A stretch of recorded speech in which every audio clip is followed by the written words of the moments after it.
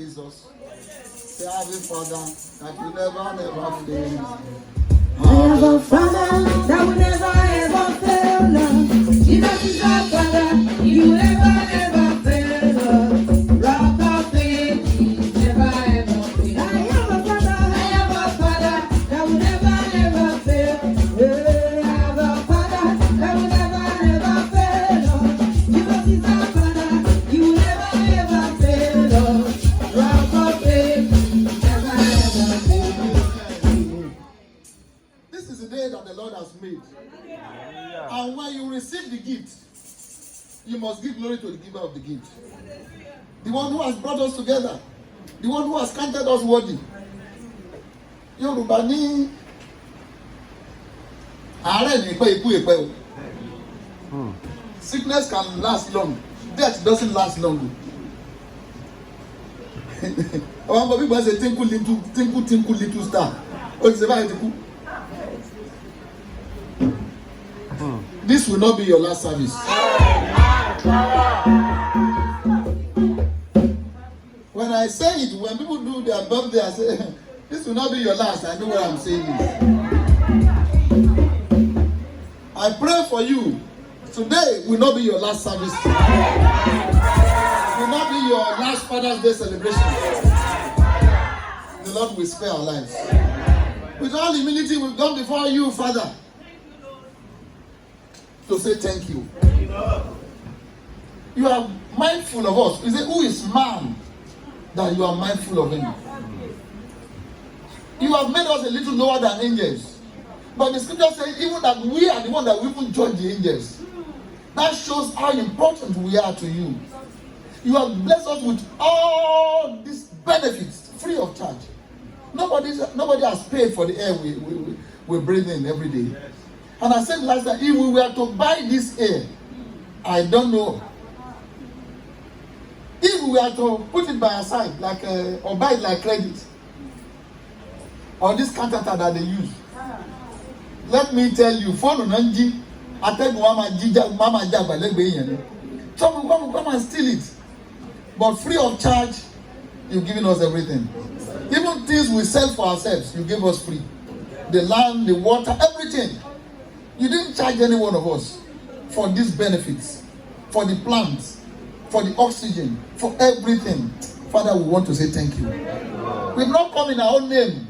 Neither have we come in our own righteousness. We've come before the Holy of Holies, clothed with the righteousness of Christ.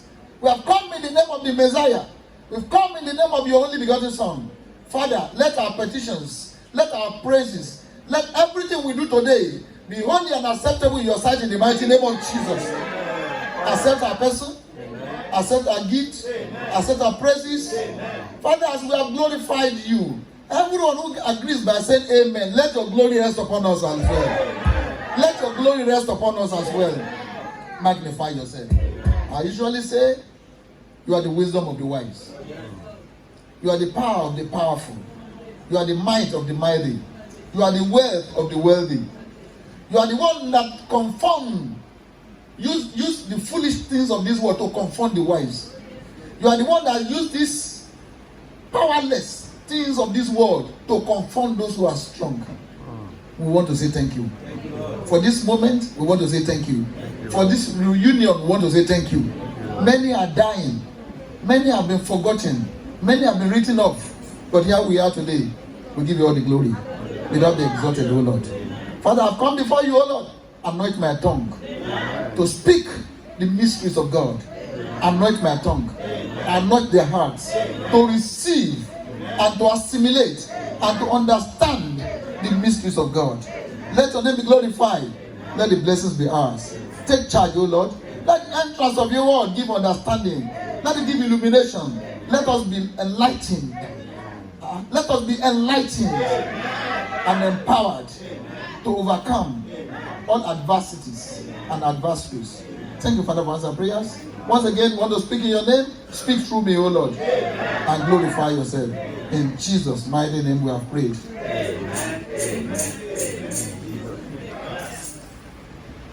Seven, hallelujah, hallelujah, hallelujah, hallelujah, hallelujah, hallelujah. hallelujah, hallelujah, hallelujah, hallelujah. Glory, glory be to God. Yes, you may be seated.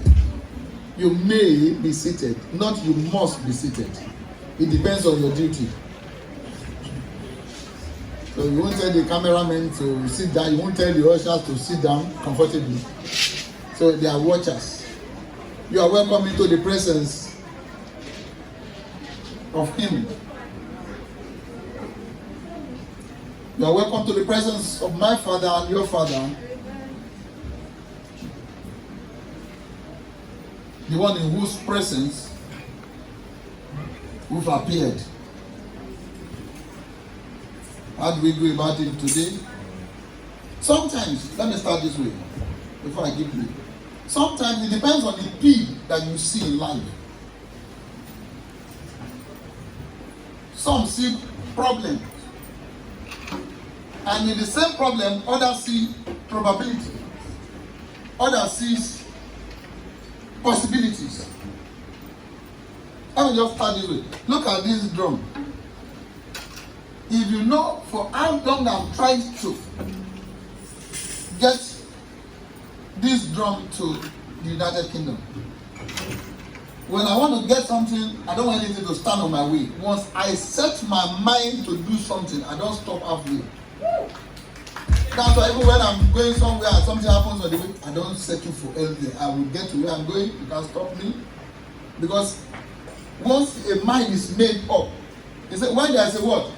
A will, that's what? There will be a way. Because you must make sure there is a way. Because sometimes we just see the problems. We don't see the possibilities. I called a number of people. I discussed with Pastor Sodaloju. I called Oba Igun, but I said, I want Agbamale here. I want this type of drum.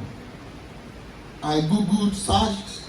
I told him, he said, okay, he's going to go to Peckham. He went to Peckham, searched everywhere. So every time we just come across one problem, one obstacle, and then at times we feel like giving up. But that doesn't solve the problem. Then I make some consultations here and there. Thanks to Igwe and Brother Bayo. I think he's not here.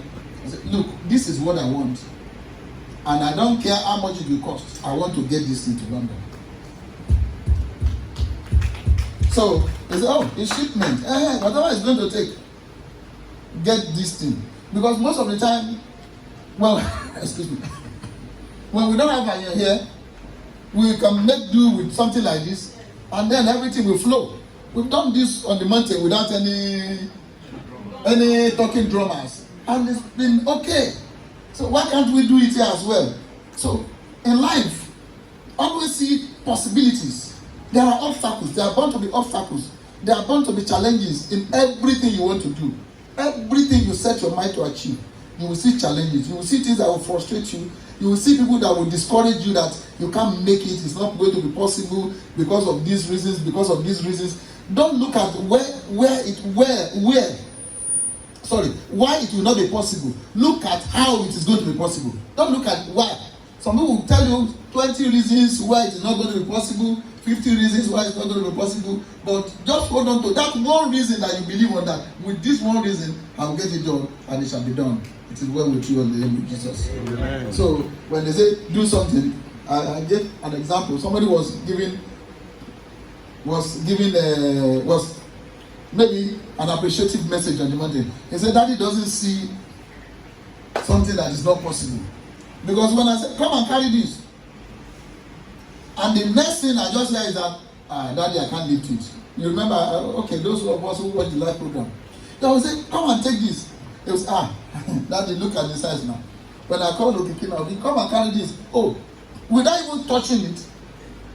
She has not even touched it. And the next thing, Daddy, when I don't have the strength to carry it. That is how you limit yourself. That is why we have remained the way we are. Because we have not attempted it. Sometimes we don't try things and we just give up. You have to try it. Even when you fail several times, continue to try. Yes. Because you don't know, Okay, I'll give an example. You remember I said, can you jump out of a plane? Who was there? Who worked the program? I said, can you jump out of a plane? Aeroplane. Can you jump out of aeroplane? Can you jump out of aeroplane? You see now? Because you didn't watch the program. The next, because you don't understand the question and you're answering the question. What if it's a stationary plane? He said, now they say, okay, they can do it. You see now? But your own, you think that when they say, can you jump out? They didn't say, can you jump out of a flying plane? You have to understand the question. Sometimes you don't understand. We have not even weighed it. We have not even attempted it. We say, oh, it's not possible. So remove it. It's not possible. And that is for today. Now we go to the main topic of today. In the name of the Lord, I welcome you once again. Come.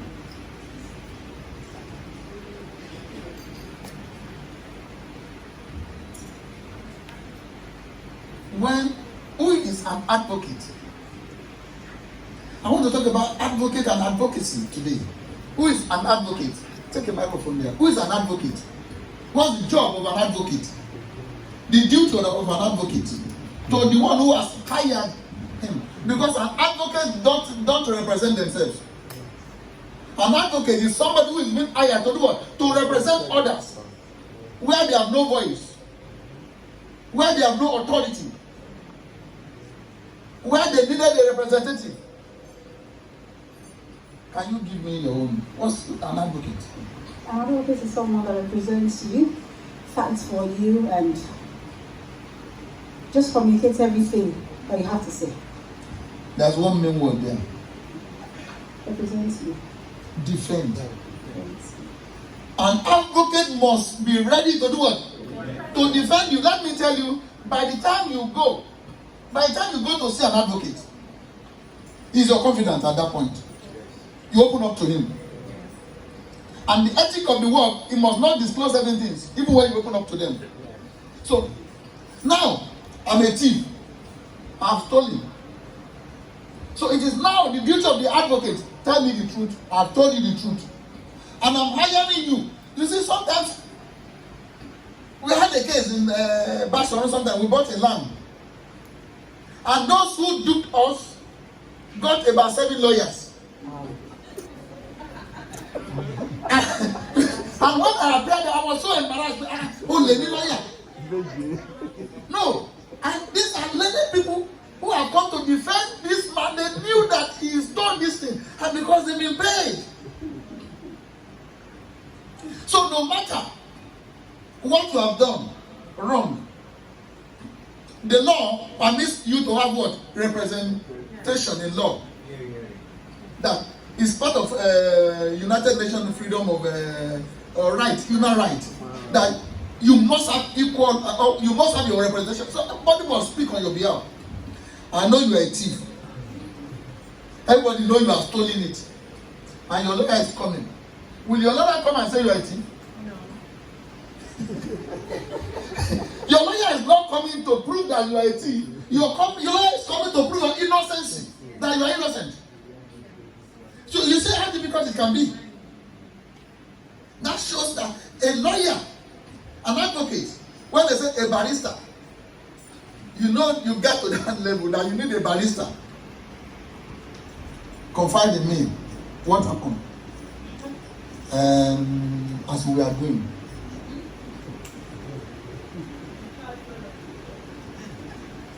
I overtook him. I told him to park. I used a toy gun. I took the bag of money.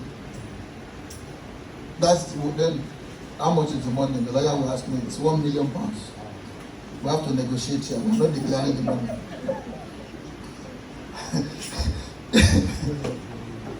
No, your lawyer. You see, some people will have cases. They will go and look for a lawyer that will charge them £20,000, £50,000. Don't they have the money? Don't you see corporate organizations, Amazon and all the others? Whenever the government want to take them on, they will not disturb the government. They get a lawyer that will get 100,000, 200,000 pounds. They pay. And the lawyer will come with big books to the court. to come and challenge the government. So when you want to challenge the government, you must know who is your advocate. You must know who wants to represent you. Most of us, we don't know who is representing us. We don't know our advocate. Are they qualified to represent you? Do they have the prerequisite? Do they have the qualification? Do they have your approval to represent them? Because there must be an approval. You must approve whosoever is going to represent you. There must be a mutual agreement. So some of us, let us sit down and think about it. Spiritually, physically, in the secular world as well, who represents you? Who speaks on your behalf? Who defends you? Who fights for you? Who speaks your cause? Who is always there when everybody leaves you? Who are those who still believe in you? Who are those who see that you are falling and they are still standing by you?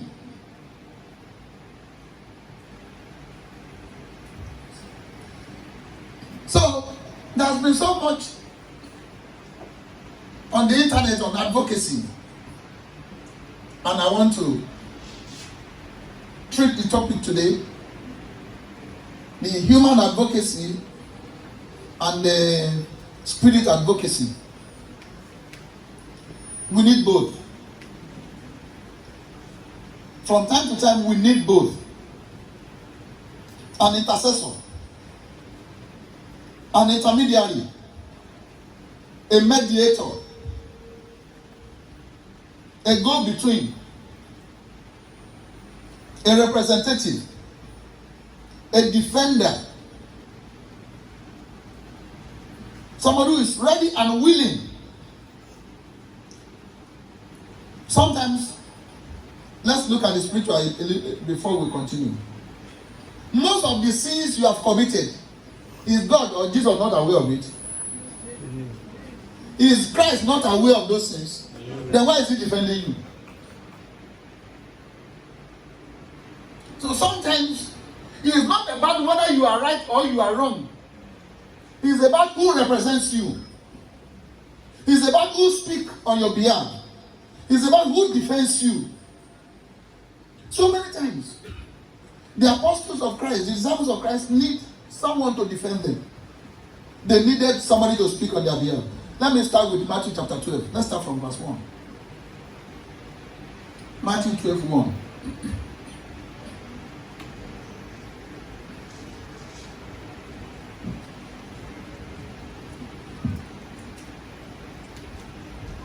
At that time, Jesus went away on the Sabbath day through what? The corn. And his disciples were what? Hungered. Are you there? Yes, sir. Please be in spirit and let us connect.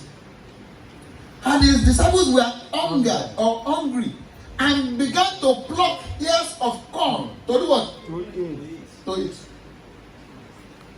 When the Bible talks, we fail to realize that the world or the spiritual world is a courtroom.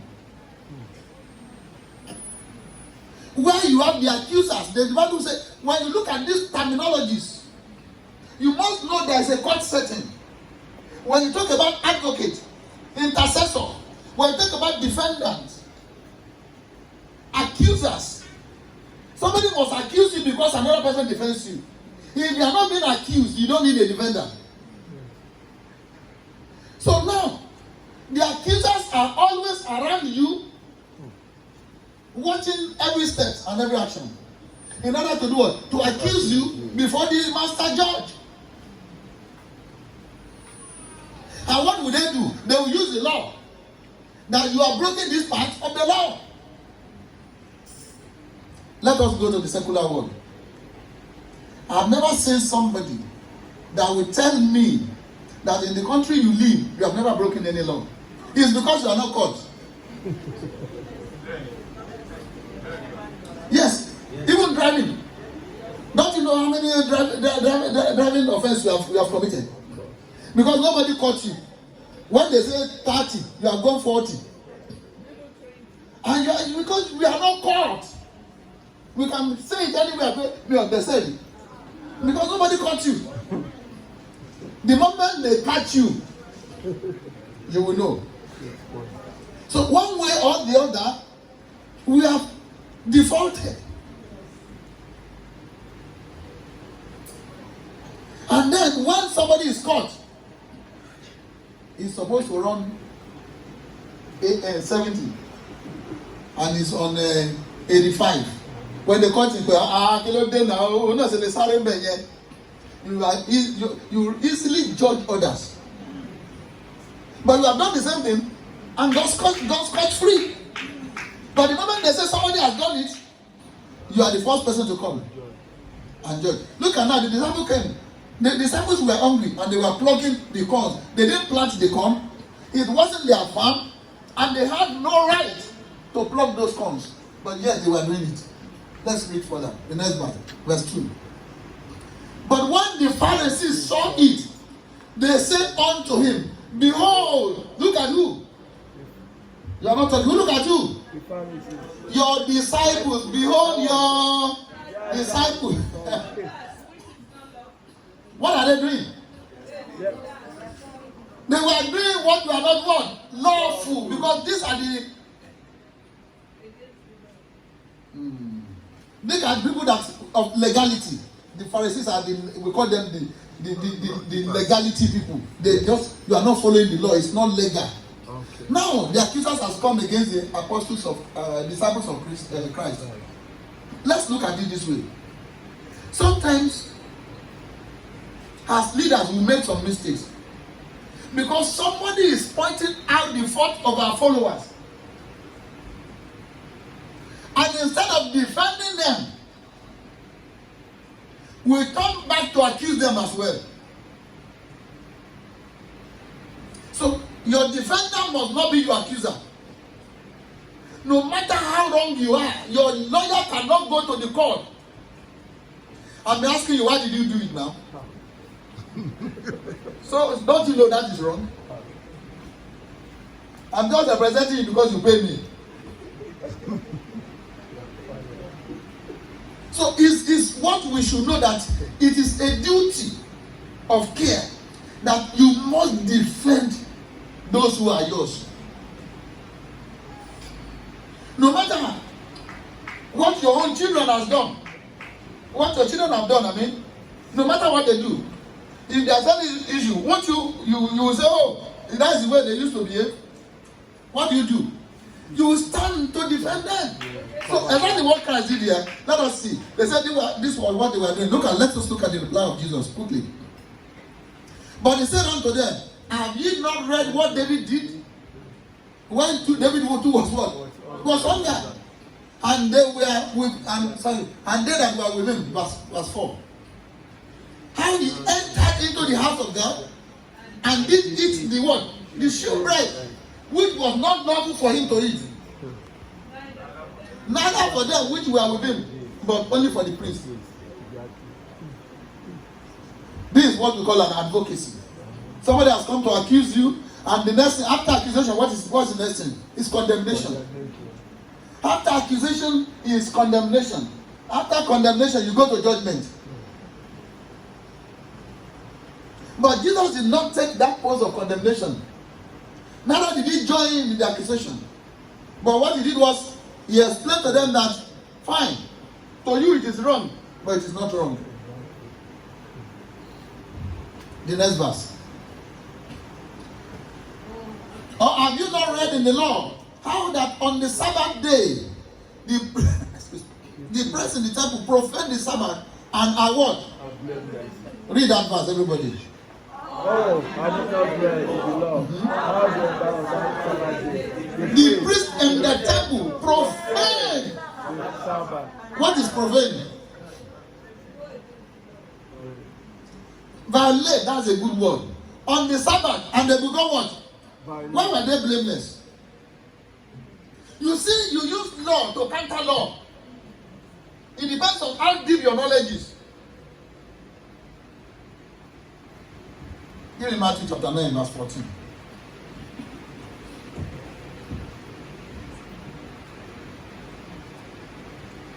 Are you there? Okay.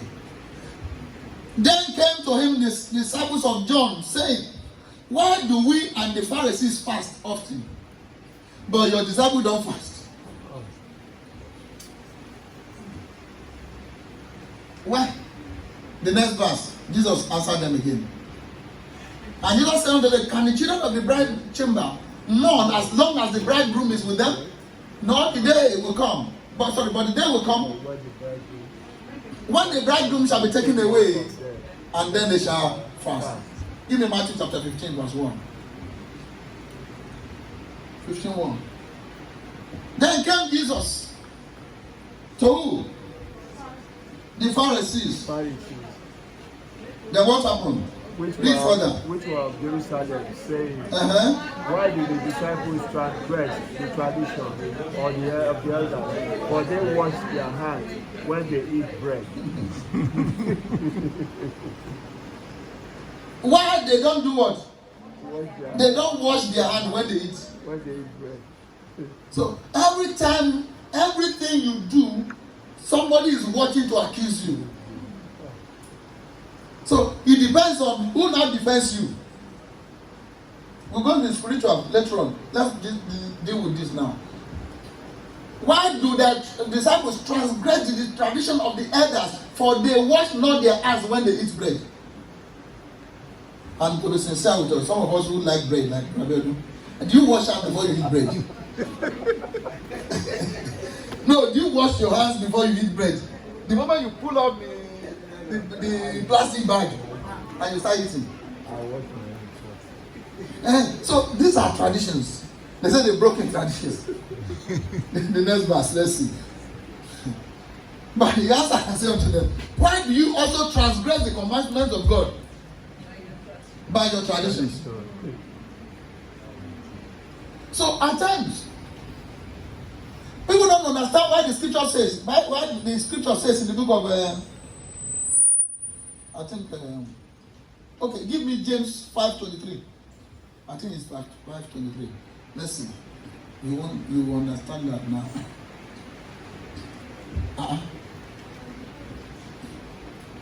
Give me verse 5:15. Give me 15 first. Let's start from 15.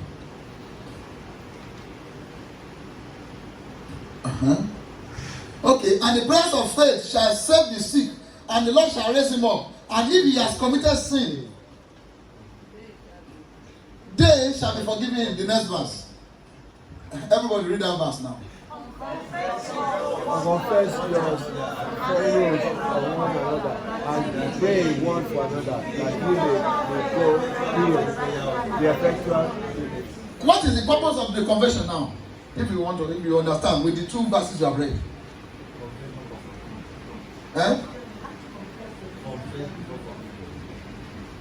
Confess to who? To God. Then what is the purpose of the confession?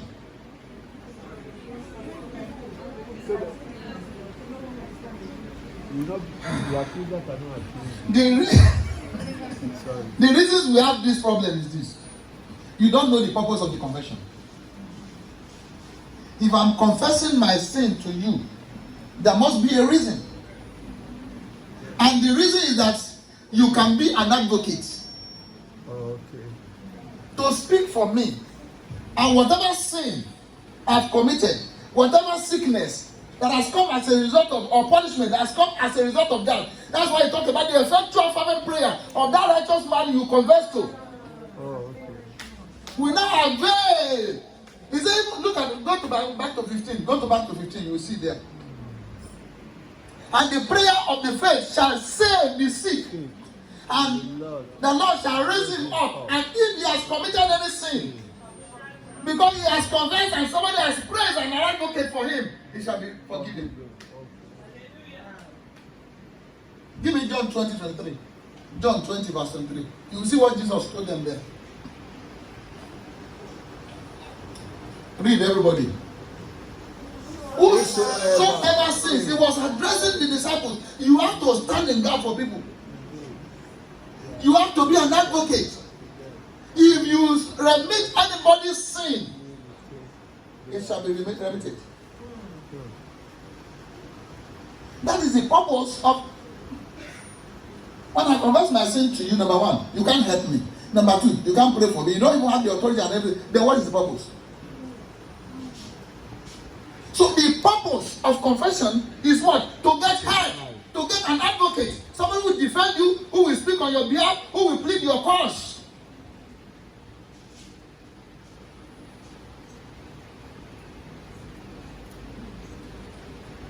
Unto them, and whosoever sin you retain, they are what?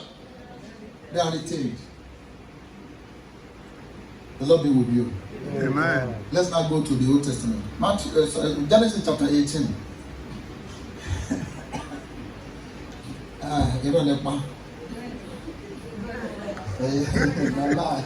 I no agree. I no agree. Are you there? Let's see verse 22. Genesis.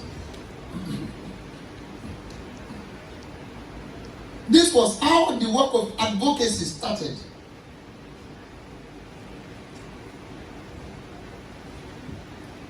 God was to bring judgment on a people called people of Sodom and Gomorrah.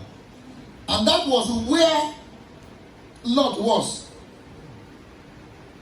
Even if Abraham doesn't want to speak for everybody, we want to speak for his cousin. So, and the men turned and faced from there and went towards Sodom, but Abraham stood yet. Okay, the next verse quickly. And Abraham drew near and said, will thou destroy the righteous with the wicked? So at times, most prayers that we pray are what? Advocacy. We are pleading on behalf of some people. So exactly, this is the position that Abraham assumed here. Pleading that, God, are you going to destroy the righteous with the wicked? Let's go to the next verse. And quickly. Peradventure, there be 50 righteous within the city. Will thou also destroy and not spare the place for the 50 righteous that are therein? The next verse. That be far from thee. Look at that statement. That be far from thee to do after that manner. Who was talking? To who? What's the meaning of that? That's too no. That is too far from you, a righteous God, to be doing that. You see now, when a lawyer stands before a judge, it's not that the judge is super righteous. Even your lawyer can be guilty. He has his own problem. But today is the one representing you. Because you are the one being charged. You are the one being accused. And somebody is speaking on your behalf. So he said, be far from thee, you, to do after this manner. God, to slay the righteous with the wicked, and that the righteous should be as the wicked, that be far from thee. Shall not the judge of the earth do right? Look at how to argue case there. You see, when a lawyer, it's not when you say, this judge, you are afraid. No! Was this the work of the man that was afraid? He knew what he was saying. And he was challenging God to his own face that, God, if you do this, you are a righteous judge. Why must you destroy the wicked with the righteous? And the righteous with the wicked? He stood his ground. He knew what he was saying. And he got what he wanted. Let's see the next verse. And the Lord said, if I find in Sodom 50 righteous within the city, then I will spare all the place for their sakes. Somebody is pleading. But excuse me. Were they aware somebody was pleading for them? No. Sometimes the people you are fighting for might be the one fighting against you. They were not aware somebody was doing anything for them. Let's look at the next verse again. Peradventure. And Abraham answered and said, behold, now I have taken upon me to speak to God, to the Lord. Which am but what? Dust and what? Ashes. Okay, the next verse. And he spake unto him again and said, peradventure, there shall be 40 found there. And he said, I will not do it for the sake of 40. The next verse.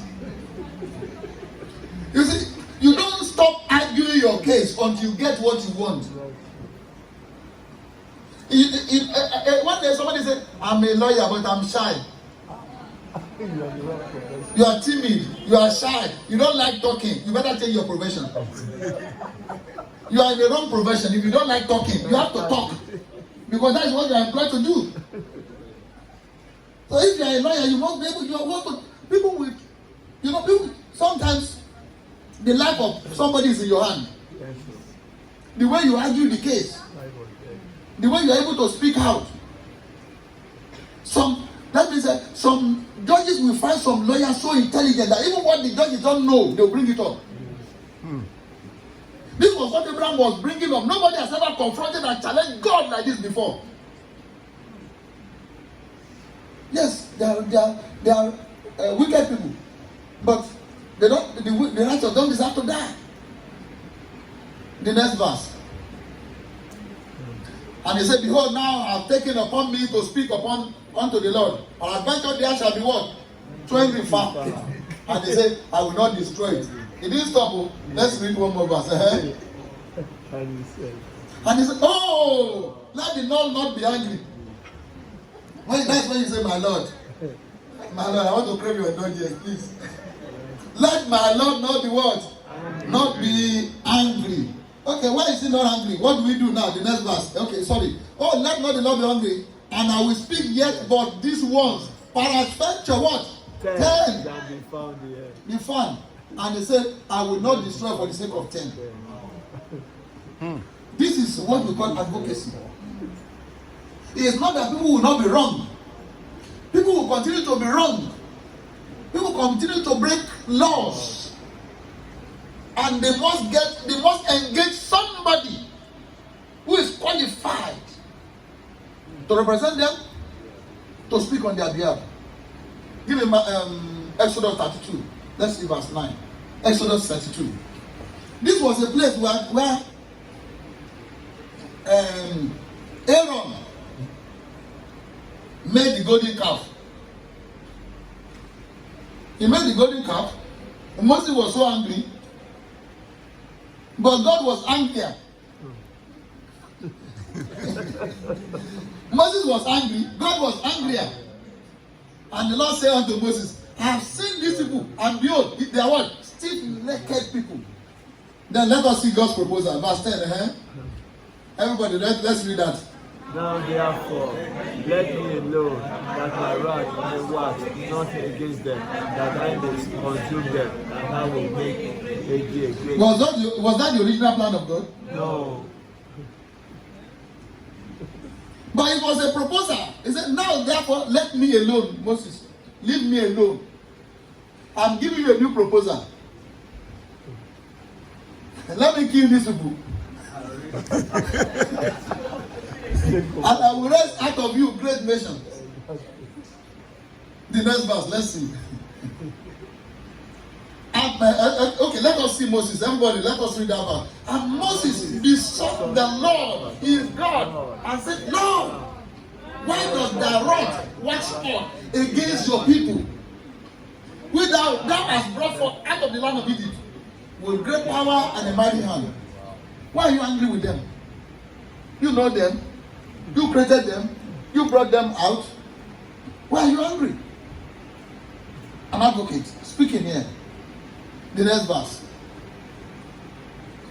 Wherefore should the Egyptians speak? Look at the way he argued that case. Now, you want to destroy them. Father, it's a good idea. But think about what your enemies will say. You brought them out of Egypt, am I right? Yes. Okay. Okay, would they say you are the one that they will say, the enemy will say you don't have power again to deliver what you promised them, to take them to the place you are prepared for them? They will say you have no power, and that's why you consume them on the way. He said, look at what the Egyptian will speak and say, for mischief did he bring them out, to slay them in the mountains, and to consume them from the face of the earth. Come from your first wrath and repent of this evil against them. Who was telling God to repent? You don't know, a lawyer must be somebody who is bold. You must know, you are bold. You are representing some people. He's between life and death. He said, turn from this your fierce wrath. This your anger. Oh God, turn. Reverse. And repent this evil against your people. The evil you are planning against your people. Moses was telling God to repent.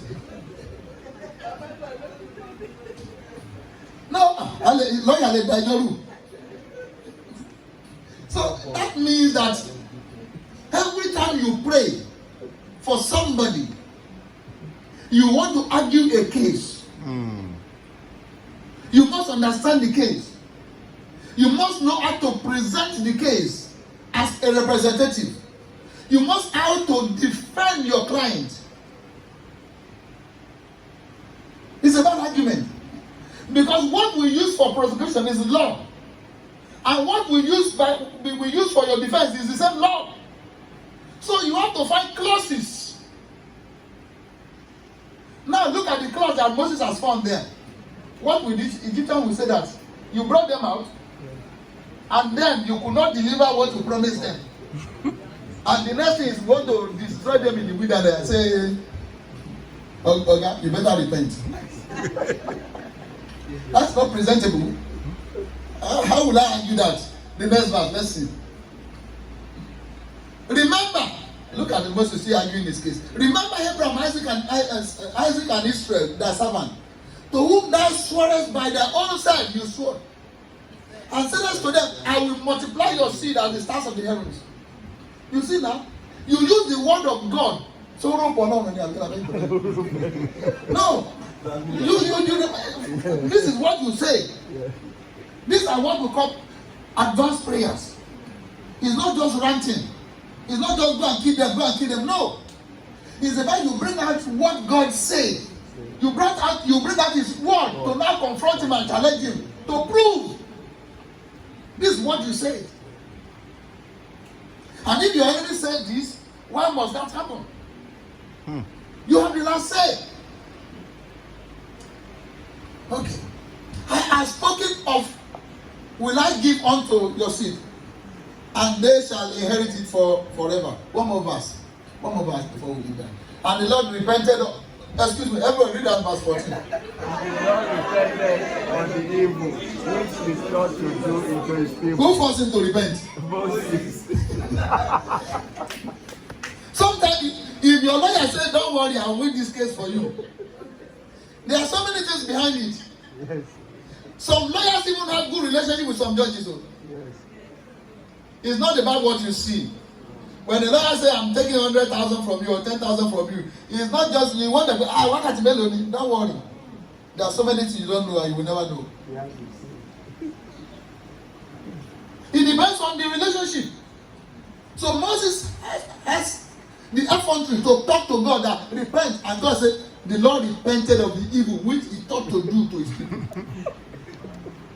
So he brought God to the point of repentance. Yes. And when we talk about advocacy, there are so many that we can refer to in the scripture. Jesus speaking of black people. But in some instances,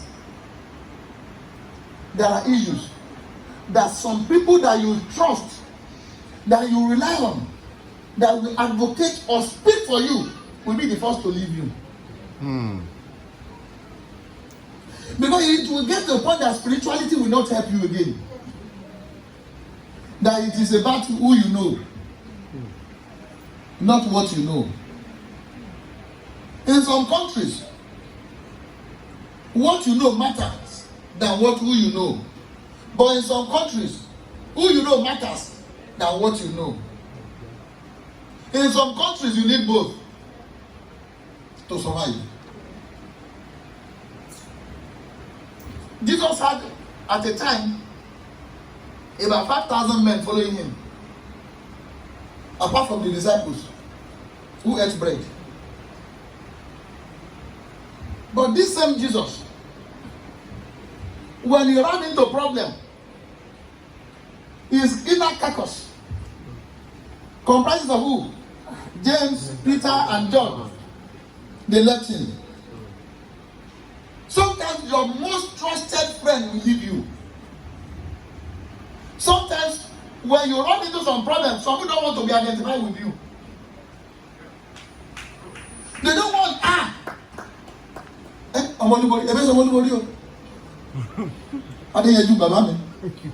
my father is Adeyeju. No, you get to a point in life that nobody, you remember, they say, oh, you were, no, I didn't follow him. Peter was saying that. You can get to a point in life that your case is so bad that some people don't want to be seen with you. They don't want to be seen associated with you. They want to keep you at arm's length. And they'll go and hide.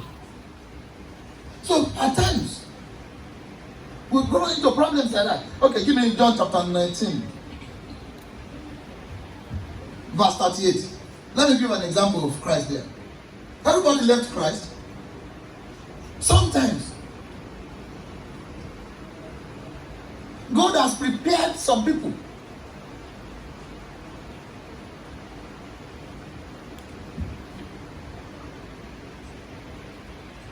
Without those people, your destiny will not be fulfilled.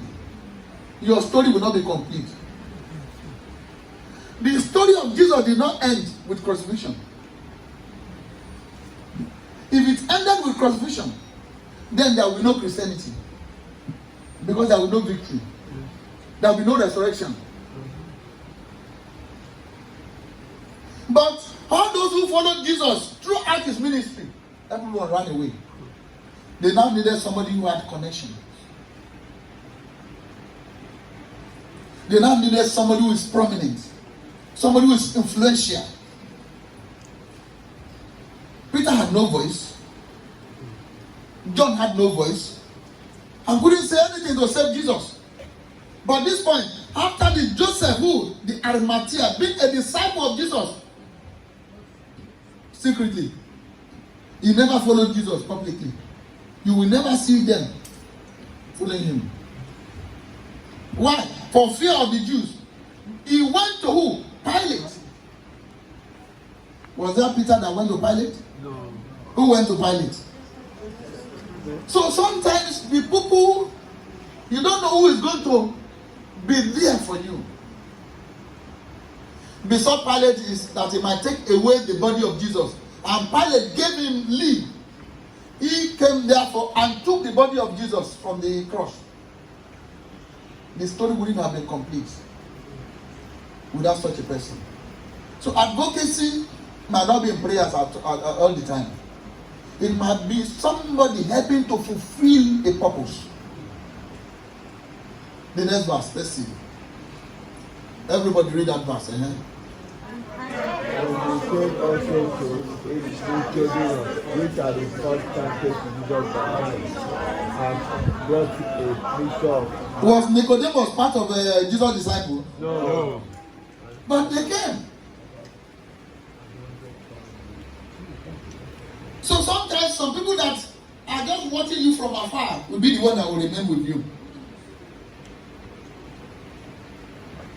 Because sometimes your most trusted allies have disappointed you.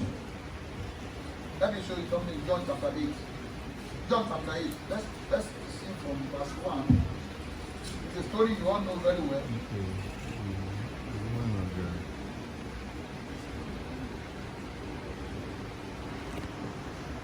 Okay. Can we read? Are you there? Jesus went the Mount of Olives. And early in the morning he came again into the temple, and all the people came unto him, and he sat down and taught them. The next verse. And the Pharisees the scribes and the Pharisees brought unto him a who? A woman. Taking what? Adultery. What is adultery and fornication? What's the difference between adultery and fornication?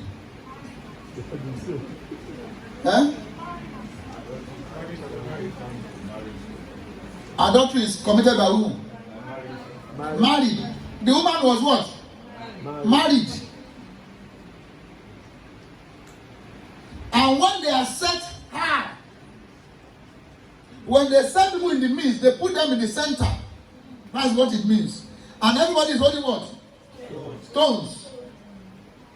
To do what? To stone her. Not just stone her. Stone her to death. And now, fortunately for her, they brought her to an advocate. Somebody they expected to support them. But they didn't get the support they wanted. Let's read. And the scribes and Pharisees brought unto him a woman taken in adultery, and when they had set her in the midst, the next verse, they say unto him, Master, this woman was taken what? In adultery in the very act. The next verse. Now Moses in the law commanded us that such should be stoned. But what's your own? What do you say now, God? And let's just see what Jesus did. And they said, tempting him, that they might have accused him. If Jesus do anything, they wanted to even use that same judgment of Jesus to do what? To accuse Jesus himself. But Jesus stood down and with his fingers wrote on the ground, and as though he heard them not. The next verse. So when they continued asking him, he lifted up himself and said unto them, He that is without sin among you, let him first cast a stone at her. Oh, somebody has committed sin. Fine, thank you. We agree. She committed sin. But you have brought her because she's been caught. Now you have not been caught. Okay, and I'm catching you today. Your conscience will catch you today. Now, you have surrounded her with stones. I charge any one of you who has no sin. Oh yeah, throw. I mean, why are they living? They are sinners now. But why are they talking about somebody? So if Jesus has not brought out that sentence, look at that. That means, who was Jesus to that woman now? Advocate. The woman didn't even hire Jesus, but Jesus stood in gap for her. Defended her. I told her, woman, go and do not what? Do not sin and sin no more. The fact that she escaped death, she knew it. They don't have her death, she just escaped. And that will take me to the book of 1 John chapter 2. Before I go to 1 John, give me 2 Timothy chapter 4, verse 16. 2 Timothy chapter 4, verse 16. At my first answer, this was when Paul was charged. No man stood with me. In ministerial work, you get to a point that you are your own. Paul was charged for preaching the gospel. At my first answer, no man stood with me, but all men. That was when Demas and others ran away. He said, all men forsook me. I pray God that it may not be late to their charge. You know what that means? That God should not charge them for forsaking and abandoning him when he needed them most. Nobody was there to defend him. Because what? They don't want to be charged as an accomplice. Oh, that was what Peter said. He said, I don't know that man. He said, let it not be late. Let's see the next verse. Notwithstanding, the Lord stood with me, strengthened me, that by me the preaching might be fully known, and that all Gentiles might hear. And I was delivered out of the mouth of who? The lion. Sometimes when people have that problem, we think they are going to die in that problem. But one way or the other, advocacy will come in and God will deliver them. First, I said it earlier, 1 John chapter 2, verse 1.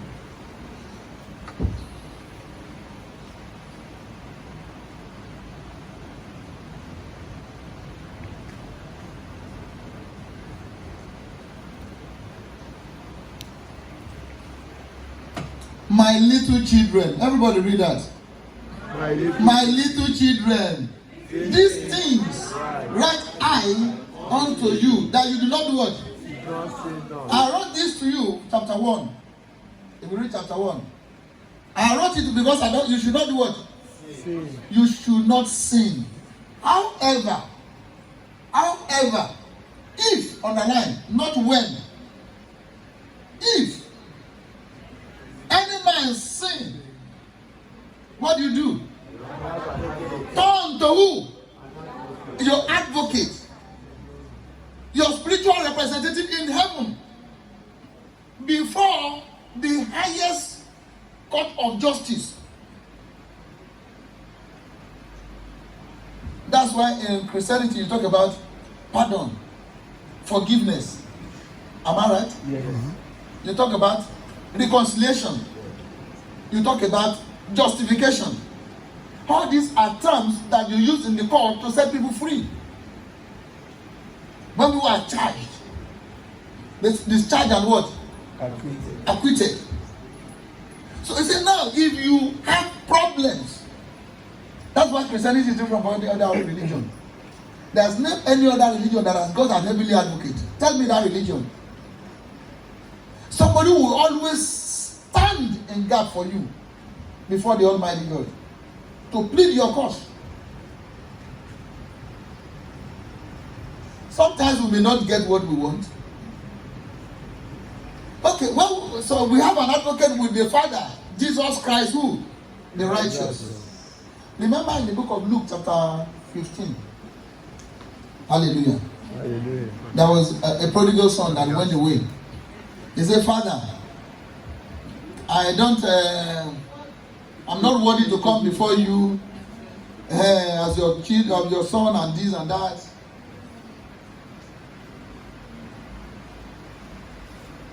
Luke 15:21. He said, I'm not worthy to come before you. Okay, 21. Thank you. I love the person who is doing it today. You are so smart today. Thank God you are in spirit with me. It's like somebody who wants to interpret. If you are not in spirit, you will just be saying jargon. And the son said unto him, Father, I have sinned against heaven and in thy sight, and no more worthy to be called your son. Let us see the father. So here the father stood as an advocate for him. Because normally you expected a father to condemn such a boy. But sometimes we expect some people to praise you and they condemn you, and you expect some people to condemn you and they praise you. But the father said to him, to his servant, bring forth the best robe, put it on him, and put a ring where? On his hand, and shoes on his feet. I read something yesterday. Somebody said, those who are using ring will not go to heaven. I don't know the heavens the Africans have created. And I was quoting Psalm chapter 3. There are some people who have been misinformed, and they are spiritually deformed. They are suffering from spiritual deformity. He was quoting Isaiah chapter 3. You know, from chapter 3, you go to chapter 4 that says, certain women will go to one man and everything. It was talking about a war. There was a war. It was a war situation that ravaged the country. You see, you have to know. You don't just pick one thing and say, oh, they say ring somewhere. You just see ring in his Bible. And then the next thing you get on social media and say, any pastor. I know. The Bible didn't say that every time you do wedding, we should. I've said it several times. There are so many things that we just use as doctrine, something to see something. It's not. It doesn't take you to heaven. It doesn't take you to hell. Some things we just misunderstand, misquote, and then we lead people astray. Okay, if I use this, if this is not a sin, but this one is a sin. The watch is not a sin, but this one is a sin. I don't know how we continue to deceive ourselves. All the good things of the world, you have denied yourself. You will suffer for the world and suffer for heaven. I don't understand it. We are too, I don't know whether I could call it extremism or bigotry, I don't know. We are just too much. We are too much for you. Jesus gan wo wa o se meri fún wa.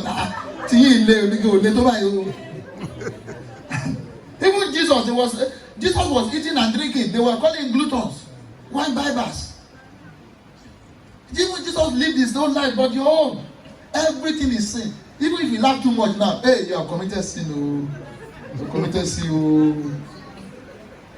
Oh, you will not go to heaven. And these people don't know the direction of heaven. Tell them where is the direction of heaven. They don't know where it is. And I don't know when they become God's secretary. Telling people who will go to hell and those who will go to heaven. I don't know when God appointed Nigeria to be his secretary. His scribes, writing names of those who will go to hell and heaven. And the person writing it, where is he going? I don't understand. When I just see something, I just look at Africans and I pity my people. My people perish for lack of knowledge. And those who have knowledge, they have the wrong knowledge. But the father said unto him, to his servant, bring forth this, okay, and put a ring on his hand and a shoe to his feet, the next verse. And bring hither, what? The fatted calf, and kill it, and let us eat and be merry. The next verse. Everybody will now read out, eh? For this my son was what? Dead. And is what? Alive. Again, he was lost and was found. And they began to be merry. What was the other brother expecting? What was he expecting him? To drive him away. Why did you welcome him again? The boy that spoiled your goods. The boy that was a stupid boy. Don't you remember what he did to you? Don't you remember? No. This is not a time to search for who is right or who is wrong, but what is right. Most of the time when we have cases, it's not about you are right or you are wrong. If you keep arguing who is right or wrong, you will never reach a compromise. There will never be an agreement. Until we sit down and say, it's not about whether you are right or wrong. Let us do what is right. And the moment you start doing what is right, you have peace. Finally, before I leave, Hebrews chapter 7, verse 25. Hebrews 7:25. And John, maybe I should mention that too. Hebrews, Romans chapter 8. I will show you the Holy Spirit too. John 14 verse 16 talks about the Holy Spirit as an intercessor that intercedes for you, that speaks on your behalf. Whenever you have any case, he's an advocate. Holy Spirit is an advocate as well. So Holy Spirit can speak for you. Maybe I will talk about that briefly. Wherefore he is able, Christ, to save to the utmost. Who? That come unto God by who? By him. Underline the word. Come unto who? Unto the Son. Unto God. By him. Are you using? Oh, you don't have your glasses. Come to who? God. By who? By him. Who are we going to? God. Who are we going to? God. Through who? Jesus. That's why most Christians get it wrong. We are not going to Jesus. Jesus is able to save them utmost that come to God through him. Who are we going to? God. We go to God. Jesus is the road, is the asset. Sin he ever lived to do what? What is he doing? Intercession for us. So he is able to save you because he is interceding for you, speaking on your behalf, defending you. That's why the book of Revelation 12 talks about the accusers of the brethren. So when you have somebody who is accusing you, you must have somebody who is what? Who is defending you. So when you don't have somebody who is defending you, they can say you back. Can I say that?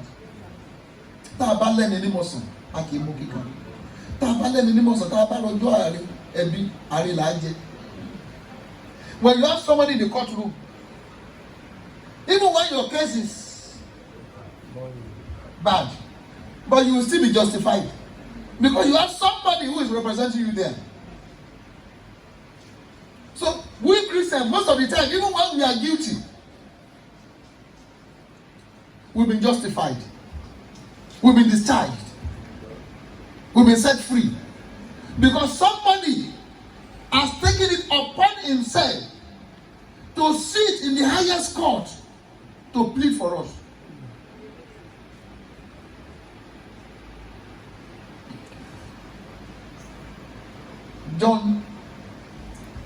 Romans 8 verse 26. Let's see the Holy Spirit there.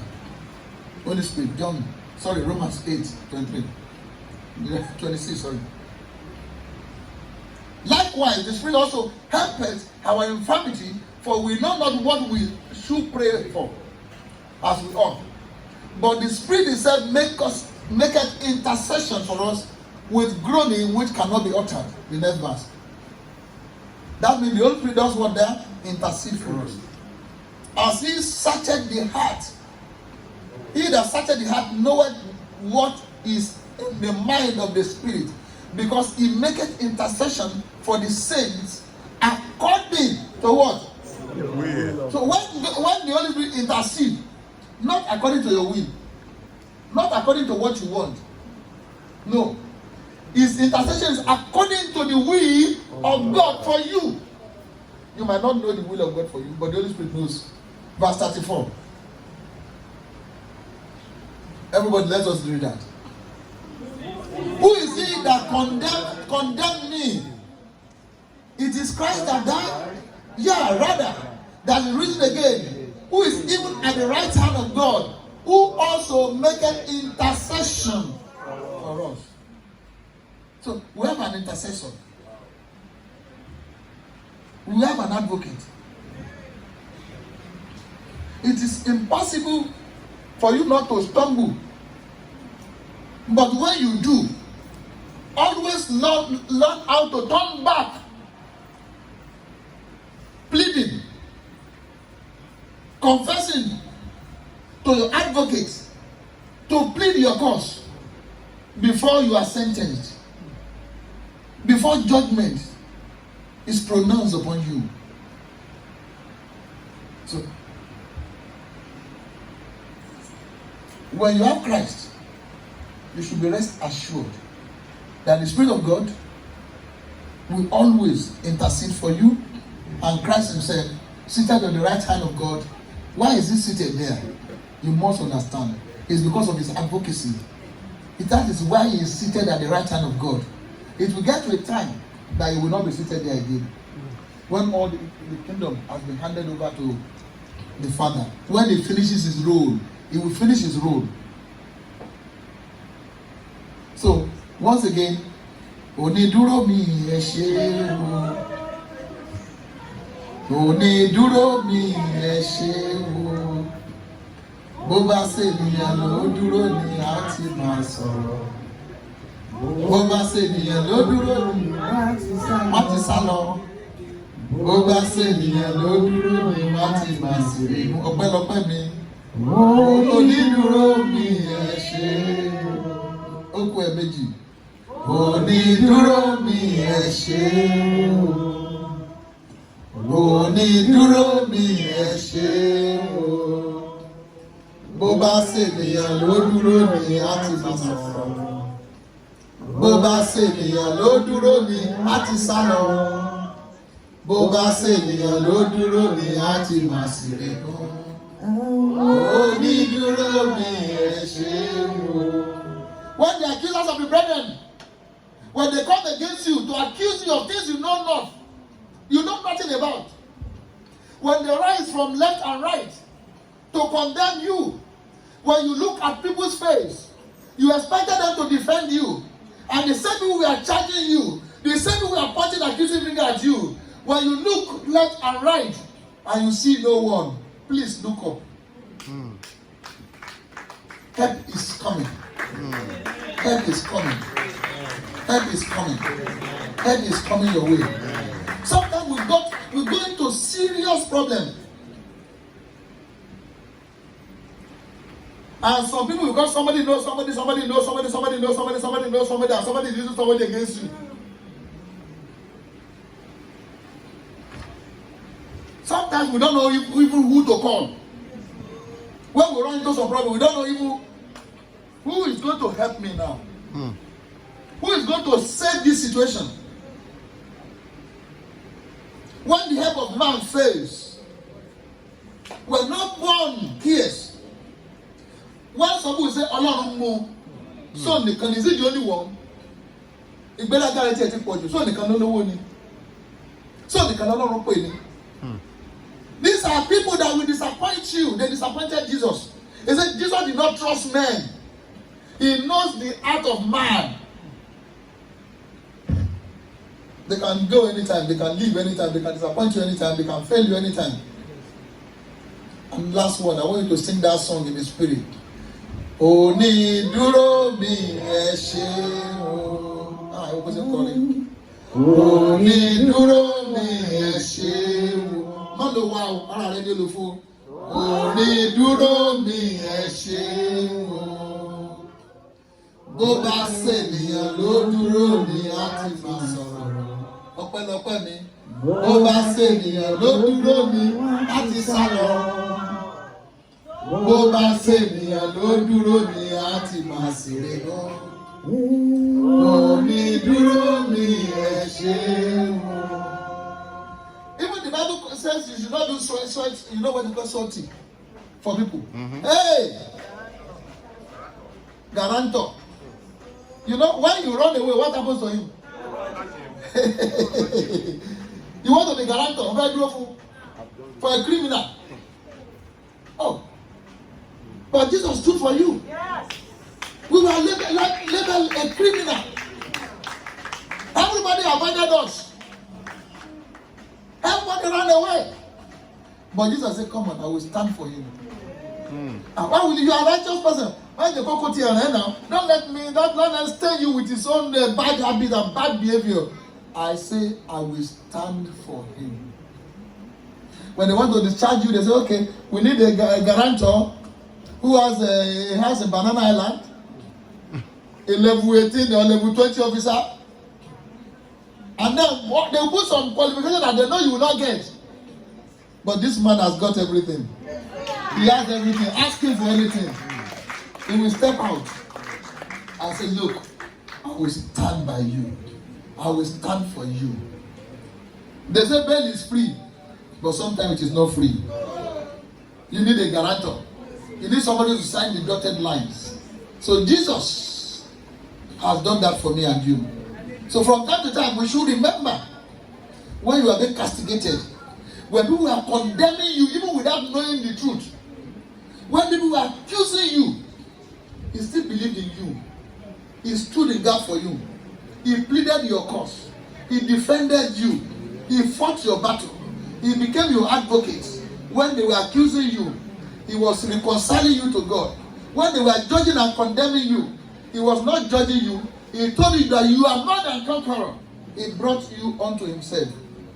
And I pray for everyone here in the name of the Lord Jesus Christ. That singular act of benevolence, that singular act of mercy, may we never forget it, O Lord.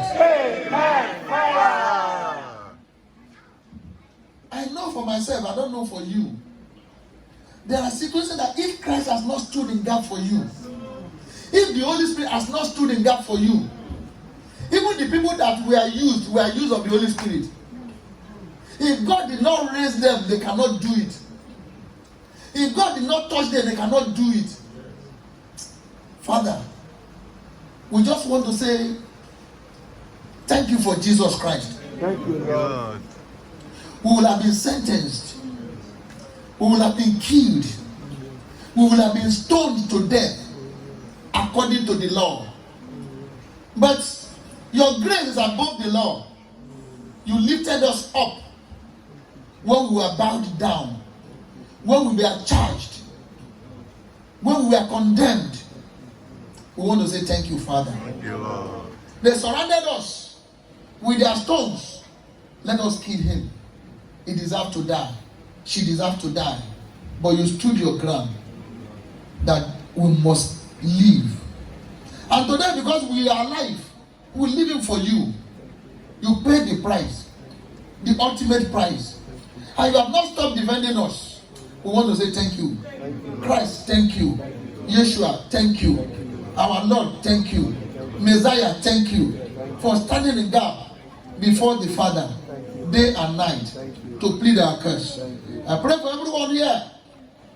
Whenever the accusers come against us, May the word of God arise and speak on our behalf. Amen. Fire. May the Lord raise a standard against them. Amen. May the word of Christ prevail. Amen. The word, the ultimate word of authority of Christ prevail. Amen. When the word condemn us, may Christ justify us. Amen. I say today we are justified. Amen. I'm made righteous. Amen. I'm made righteous. Amen. I'm made righteous. Amen. With the righteous Jesus, Amen. we are made righteous. Amen. We are set free. Amen. We are made whole. Amen. We are made whole. Amen. We are set free. Amen. Thank you, Father, for answering prayers. Thank you, Lord. So just to remind you that do not forget that somebody who has taken that position of a lawyer, of a barrister, of an advocate in the highest court to speak for you and I. Amen. Every time we confide in him, every time we confess to him, every time we talk about our weaknesses, he said, my strength is made known in weaknesses. So he will now release unto us his own strength. May we be empowered. Amen. May sin have no dominion over us. Amen. Sin will not have dominion over us. Amen. But grace will going to speak for us. Amen. The Holy Spirit will going to speak for us. Amen. Christ our advocate will going to speak for us. Amen. And it shall be well with us all. Amen. We are set free. Amen. Acquit. Amen. Acquitted. Amen. Discharged. Amen. I said discharged. Amen. Set free. Amen. And made whole again. Amen. In the name of the Father, Amen. in the name of the Son, Amen. and of the Holy Spirit. Amen. In Jesus' mighty name we have prayed. Amen. Amen. Amen. In Jesus' name. Fire. 7